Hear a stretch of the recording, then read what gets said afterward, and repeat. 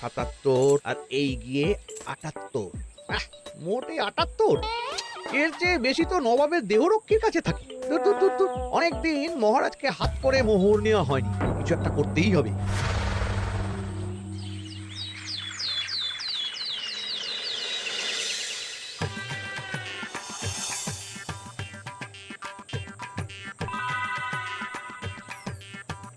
কই গো, কিছু কি ঠিক করলে? রাজকুমারের জন্মদিনে কি উপহার দেবে? হ্যাঁ গো, পেয়েছি, এই দেখো। উমা, এই যে তোমার ছোটবেলা সোনার আংটিখানা। হ্যাঁ গিন্নি, ঠিক ধরেছ।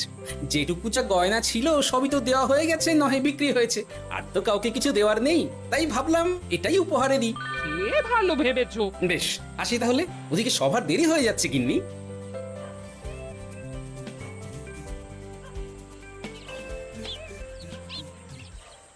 আচ্ছা শোনো, একটা কথা বলতে ভুলে গেছিলাম, আজ একটু তাড়াতাড়ি বাড়ি এসো। শাড়িওয়ালাকে আসতে বলেছি দুপুরে। আবার শাড়িওয়ালা কেন? আরে তুমি ভুলে গেলে, সামনে আমার বোনদির বিয়ে, তার জন্য নতুন শাড়ি লাগবে না গো। একমাত্র বড় মাসির মেয়ে বলে কথা। বুঝলাম, তো ওই একটা শাড়ির জন্য আবার আমাকে থাকতে হবে? 3টে শাড়ি উপহারের পাশাপাশি আমারও একটা শাড়ি চাই। হ্যাঁ আচ্ছা, তুমি নতুন শাড়ি নিয়ে কি করবে বলো তো? বিয়েটা তো তোমার বোনঝির। বলি, সারাটা জীবন তো এই এক কাপড়ে কাটিয়ে দিলাম, কি দিয়েছ তুমি আমায়? কেন, এই নিজেকে? আমার মতো স্বামী আর কোথাও পাবে? ও সব মন ভুলানো কথাই আর চিড়ে ভিড়বে না, তাড়াতাড়ি আসবে বলে দিলাম। হ্যাঁ অগত্যা।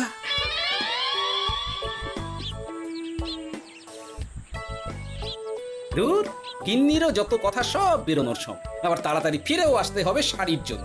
দেখি মহারাজকে বলি অগ্রিম বেতনের জন্য, না হলে তো শাড়ি কেনা যাবে না। তাও একটা হলে হতো, কিন্তু এনাকেও দিতে হবে। আসলে সত্যিই তো, গিন্নি আমার কত যত্ন আত্তি করে, কিন্তু তাকে আজ পর্যন্ত তেমন কিছু উপহার দিতে পারিনি। না, গিয়ে বলি।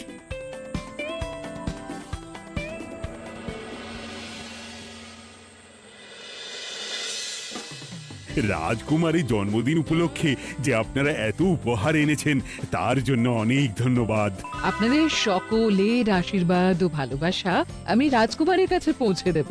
এ আর এমন কি মহারাজ, জানেনই তো রাজকুমার আমাদের সকলের কাছে কত প্রিয়। ঠিক ঠিক। কিন্তু আমি অবাক হচ্ছি, আপনার প্রিয় গোপাল জন্মদিন ভুলে গেছে দেখে এখনো পর্যন্ত তার কোনো পাত্তাই নেই। হ্যাঁ তাই তো, গোপাল আসেনি কেন? এসে গেছি মহারাজ। তা বলি, এসে তো উদ্ধার করে দিয়েছো, আজ রাজকুমারের জন্মদিন, সে কথা কি মাথায় আছে? ক্ষমা করবেন মহারাজ, আসলে ওই রাজকুমারের উপহার আর গিন্নির আবদার এসবের জন্যই আমার দেরি হয়ে গেল আর কি। এই নিন রানীমা, আমার তরফ থেকে রাজকুমারের জন্য ছোট্ট উপহার। অনেক অনেক ধন্যবাদ গোপাল। তবে মহারাজ, আমারও একটা অনুরোধ ছিল। কি?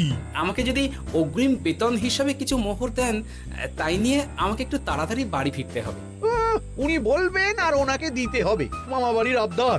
যেটা জানেন না তার মাঝে তো কথা বলেন কেন? হ্যাঁ, আসলে মহারাজ, আমার গিন্নির বোনের মেয়ের বিয়ে সামনে, তাই গিন্নি আবদার করেছে ওই নতুন শাড়ি কেনার জন্য। জানেনই তো বিয়ে বাড়ির কত খরচা, তাই। এ তো খুব ভালো কথা, কিন্তু অগ্রিম বেতন কেন?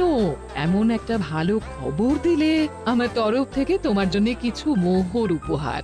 এই না, ধন্য মা আপনি, আপনার মতো মা থাকতে সত্যি ছেলের কোনো চিন্তা থাকে না রানীমা।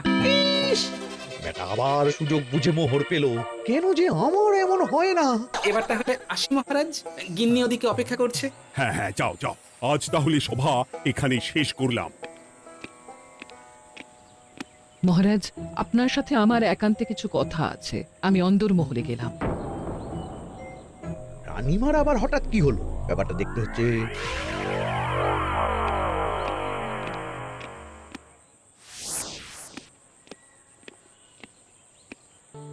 আজ আমি বুঝতে পারছি আপনি আমাকে একদম ভালোবাসেন না মহারাজ। ও কি কথা বলছো রানী? একদম ঠিক বলছি। নিজের গিন্নির আবদার মেটানোর জন্য গোপাল কত ভাবে, নতুন শাড়ি কিনে দেবার জন্য অগ্রিম বেতন অব্দি চাইলো, আর আপনি? আমি তো রাজা, আমি কেন বেতন চাইবো? সেটাই তো, রাজা হয়েও আপনি কখনো এমন কিচ্ছু করেননি, কিচ্ছু না। আহা, রাগ করে না, আমি তোমাকে সব থেকে সুন্দর শাড়ি উপহার দেব, একেবারে সোনার সুতোর কাজ করা মুক্ত বসানো শাড়ি। এমন শাড়ি কেউ কখনো দেখেনি। ও মা, সত্যি? আচ্ছা, এই ব্যাপার। গোপালের কথা শুনে এবার মহারাজ ও রানীমাকে উপহার দেবে। ধুর, আমারই ভাগ্যটা খারাপ।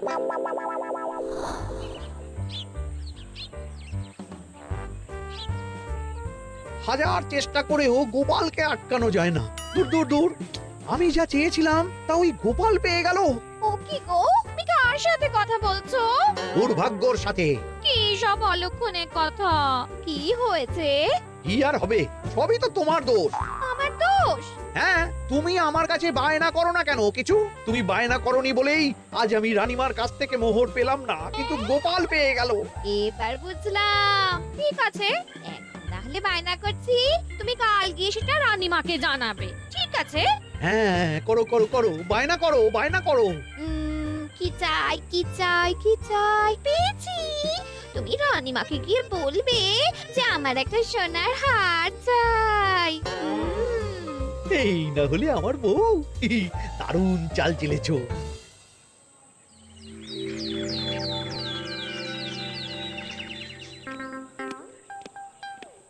কি গো মন্ত্রী, আজ যে তুমি দেরি করলে বড়। আগে মহারাজ, আমাকে সময় নিয়ে শোনাতে শোনাতে মন্ত্রীমশাইয়ের মনে হয় নিজেরই সময় জ্ঞান খারাপ হয়ে গেছে। তুমি থামো তো মহারাজ, আমারও খুব বড় একটা বিপদ হয়ে গেছে। একমাত্র রানীমাই আমাকে বাঁচাতে পারবেন। আমাকে একটু ওনার সাথে দেখা করার অনুমতি দিন মহারাজ। কিন্তু তোমাদের রানীমা তো এখানে নেই। আসলে জানোই তো যে কুমার অনেক দূরে থাকে, তাই গতকাল রাতেই রওনা দিয়েছে। কি? রানীমা নেই? এবার কি হবে আমার? কেন কেন কেন, কি হয়েছে? আসলে মহারাজ, আমার বউ আমার কাছে সোনার হার গড়িয়ে দেওয়ার বায়না করেছে, তাই আমার। বুঝেছি বুঝেছি, চুপ করো তুমি। এখন তোমাকে মোহর দিতে পারবো না। কেন মহারাজ? পরের মাসে দিতে পারবো। আসলে তোমাদের রানীমাকে সোনার সুতো দিয়ে কাজ করা এক শাড়ি উপহার করেছি সদ্য, যার জন্য অনেক খরচ হয়ে গেছে। তাহলে আমার সোনার হার পরের মাসে গড়িয়ে দিও। এটা তো ঠিক না। গোপাল আপনার প্রিয় বলে যখন যা চায় তখনই সাথে সাথেই পেয়ে যায়, আর আমার বেলায় এমন। এমন কোনো ব্যাপার নয় মন্ত্রী। মহারাজ, আপনি বরং আমাকে দেওয়া মোহরগুলো আমার অগ্রিম বেতন হিসেবে ধরুন, না হলে মন্ত্রীমশাই এমন অভিযোগ বারবার করবেন। আহা গোপাল, তোমাকে তো স্বয়ং রানীমা উপহার দিয়েছেন, এসব কিছু করতে হবে না। যেমন আছে তেমনই থাক। ঠিক আছে, আমিও দেখে নেব পরে। কি দেখে নেবে মন্ত্রী? না না, ও কিছু না মহারাজ, পরেই দেখে হার গড়ানোর কথা বলছি। না, মন্ত্রীর হাবভাব মোটেই ঠিক ভালো লাগছে না। বেটা মনে মনে নিশ্চয়ই কোনো ফন্দি আসছে আমার বিরুদ্ধে। কিছু একটা করতেই হবে। গোপালের ওই মোহর উপহার পাওয়াটা আমি কিছুতেই মেনে নিতে পারছি না। একটু মাথা খাটাই, একটু মাথা খাটাই। উপায় পেয়েছি। আমাকে এখনই নবাবের কাছে গিয়ে মহারাজের নামে বলতে হবে।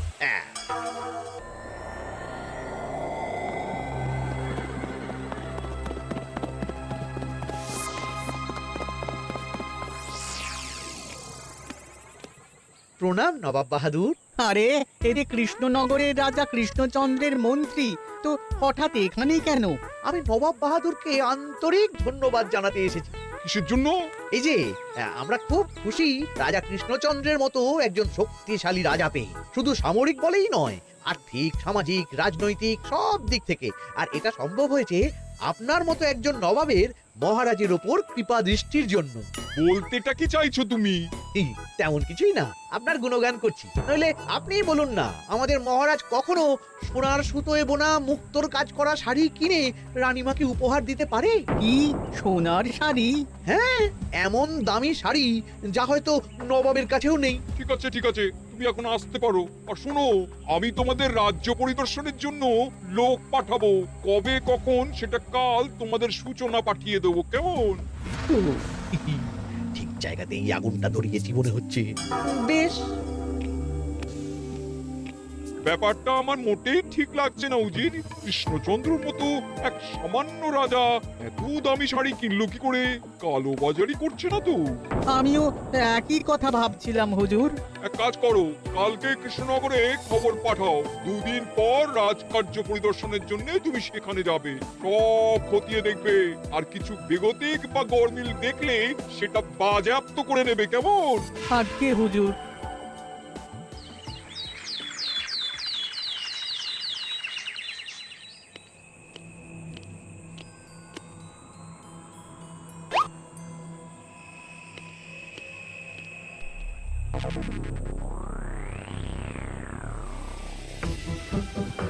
কি হয়েছে মহারাজ? কার চিঠি? নবাবের রাজকাজ পরিদর্শনের জন্য লোক পাঠাবে দুদিন পর। এতে চিন্তার কি আছে মহারাজ? চিন্তার বিষয় আছে। নবাব আমার রাজকোষের হিসাবও মিলিয়ে দেখতে চায়। কোনো একটা ভাবে নবাবের কানে আমার সোনার শাড়ি কেনার কথাটা চলে গেছে, তাই সন্দেহ করছে। সে কি কাণ্ড! নবাবকে তো চিনি, ভুল ধরার কোনো সুযোগ ছাড়বে না। আর চিঠিতে পরিষ্কার লিখে দিয়েছে, হিসেবের একটু এদিক ওদিক হলেই সে সব বাজেয়াপ্ত করে নেবে। হায় কপাল, এ সব হয়েছে গোপালের জন্য। অমনি শুরু করে দিলেন। আচ্ছা আমি আবার কি করেছি বলুন তো? তুমিই তো করেছো। সেদিন যদি তুমি তোমার গিন্নির শাড়ি কেনার কথাটা রানীমার কানে না তুলতে, তাহলে রানীমাও মহারাজের কাছে শাড়ির জন্য বায়না করতেন না, মহারাজও সোনার শাড়ি কিনতেন না, আর নবাবও জানতে পারতেন না। একদম ঠিক কথা বলেছ মন্ত্রী, সব দোষ তোমার গোপাল। মহারাজ আপনি এমন বলছেন? হ্যাঁ বলছি, কারণ এটাই হয়েছে। দুশ্চিন্তায় এখন মাথা খারাপ হয়ে যাচ্ছে আমার। আমি জানি না তোমার জন্য আজ অব্দি এমন বিপদে কবে পড়েছি। এবার তোমাকেই এখান থেকে বেরোনোর উপায় বের করতে হবে। আর যদি তা না করতে পারো, তাহলে আজ পর্যন্ত তোমাকে যত মোহর উপহার দেওয়া হয়েছে, সেই সব উপহারের মোহর ফেরত দিতে হবে। সব মোহর যে প্রায় খরচ হয়ে গেছে মহারাজ, আবার আমি কোথা থেকে পাবো? সেটা তুমি জানো। এইবার গোপাল ভালো মতো জব্দ হয়েছে। এই যে লঘু পাপে গুরুদণ্ড। গোপাল পড়ল কাঁদে, এমন দেখে মন্ত্রী হাসে আর আমার মনটা কাঁদে।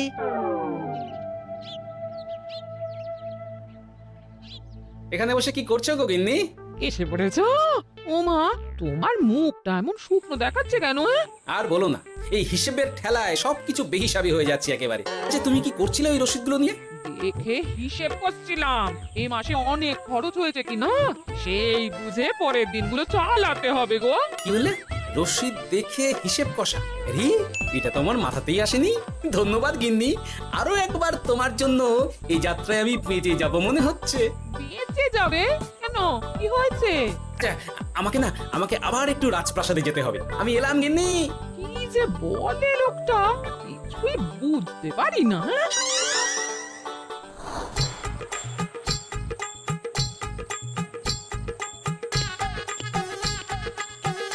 আসতে পারি মহারাজ? এ কি গোপাল, তুমি?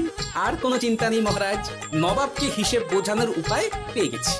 কি বলছো? কি কি কি উপায়? এই দুদিনে আপনি শুধু সকল প্রজাদের কাছ থেকে পুরনো রসিদ সংগ্রহ করুন, তাহলেই কেল্লা ফতে। তাই নাকি? আর নয়তো কি? তবে এ ব্যাপারে মন্ত্রী মশাইকে কিন্তু কিচ্ছু জানতে দেওয়া যাবে না, শুধু আমি যা বলছি তাই করুন মহারাজ। সে তো বুঝলাম, কিন্তু প্রজাদের থেকে পুরনো রসিদ সংগ্রহের কথা ঘোষণা করলেই মন্ত্রী এমনি জানতে পেরে যাবে। চিন্তা করবেন না মহারাজ, আমার কাছে এটারও উপায় আছে। আপনি শুধু খেয়াল রাখবেন যাতে এই কথা পাঁচকান না।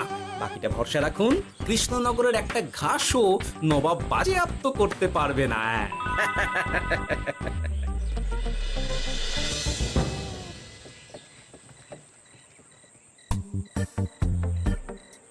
গোপাল দাদু, আমরা সব চলে এসেছি। ভালো সময় এসেছিস, তোদের দাদুর ভবিষ্যৎ এখন তোদেরই হাতে। এমন করে বলছো কেন দাদু? আমরা থাকতে তোমার কিচ্ছু হবে না, শুধু বলো না কি করতে হবে। জানি তো, তোদের যেটা করতে হবে সেটা হলো সবার বাড়ি বাড়ি গিয়ে পুরনো রসিদ সংগ্রহ করতে হবে। এই ব্যাপার, এটা আর এমন কি? কিন্তু কেউ যদি জিজ্ঞাসা করে কেন চাইছি, তখন বলবি যে ওই গোপাল দাদু ওই টোঙা বানাবে বলে পুরনো কাগজ চাইছে। আচ্ছা, আমরা এক্ষুনি নিয়ে আসছি। যাক, প্রথম ধাপ হয়ে গেল, এবার পরের ধাপের প্রস্তুতি। যাই একবার বরং বিজ্ঞানীর কাছ থেকে ঘুরে আসি। বিজ্ঞানী, ও বিজ্ঞানী, বাড়ি আছো? আরে গোপাল যে, এসো এসো ভেতরে এসো। বলো, তোমাকে কিভাবে সাহায্য করতে পারি? তোমার কাছে কালি মোছা যায় এমন কোনো কিছু আছে? কালি মোছার জিনিস? হ্যাঁ, একটা তরল রাসায়নিক পদার্থ আছে যেটা সব ধরনের কালি তুলে ফেলে। দাঁড়াও দিচ্ছি। অনেক ধন্যবাদ বিজ্ঞানী।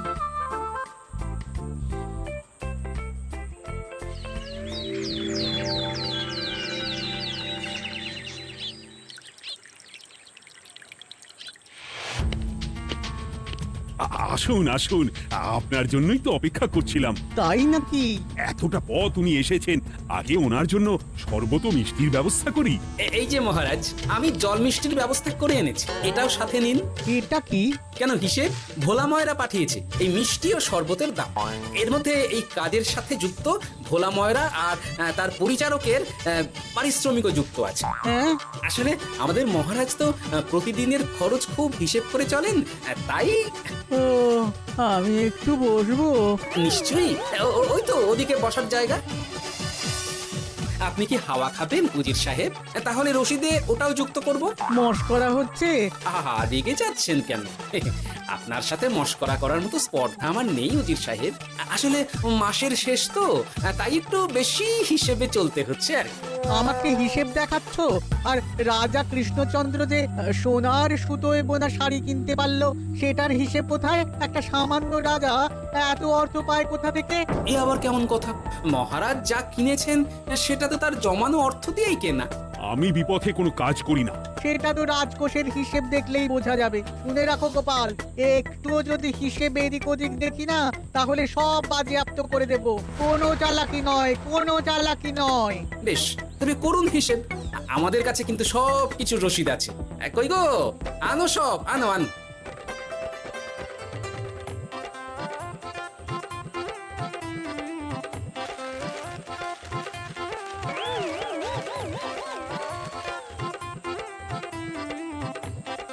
হ্যাঁ, এত রসিদ? আপনি বরং নিশ্চিন্তে হিসেব কষে নিন, আমরা আসি।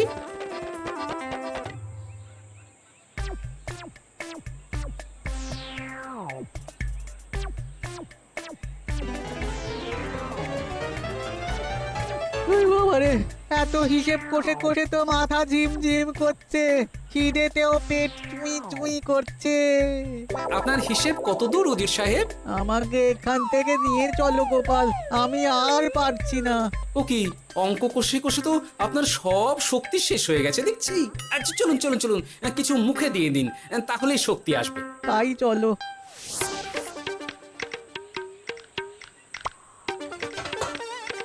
নিন, এটা হলো দুপুরের খাবার। আনাজ, মশলা, এমনকি রান্নার ঠাকুরেরও পারিশ্রমিকের হিসেব। এবার আমি পাগল হয়ে যাব। আমি আর কোনো হিসেব দেখতে চাই না। সব সময় কি আর হিসেব নিয়ে চলা যায় নাকি? কি আর করা যাবে বলুন? হিসেবে না চললে আপনি তো মহারাজের উপার্জনের উপর সন্দেহ করবেন, আর বেশি খরচ হলেই সম্পত্তি বাজেয়াপ্ত করবেন। তাই বলে সব কিছুতেই হিসেব? কোনো একদিকে বেশি খরচ হলে বাকি দিকগুলো এভাবেই কম করে চলতে হয়। কি ঠিক বলিনি? আমি আমার ভুল বুঝতে পেরেছি গোপাল, এবার আমাকে রেহাই দাও। আসলে তোমাদের মন্ত্রী নবাবের কাছে গিয়ে তোমাদের রাজার নামে উস্কেছে। কি মন্ত্রী? এই রে, খেয়েছে, আর পালাতে হবে দেখছি। ঠিক জানতাম, মোহরের জন্যই এত কিছু। তাই তো নবাব এমন করেছেন। বেশ, এবার আমি ফিরে গিয়ে নবাবকে সব জানিয়ে দিচ্ছি। সত্যি গোপাল, তোমার তুলনা হয় না। আর মন্ত্রী, আগে মহারাজ, তুমি যা করেছো তার কোনো ক্ষমা নেই। তোমার জন্যই আমার এত হয়রানি হয়েছে। ভুল হয়ে গেছে, আমাকে ক্ষমা করে দিন মহারাজ। গোপালের ওপরে হিংসে করে এমন করেছি, আর হবে না। একটা সুযোগ দিন মহারাজ।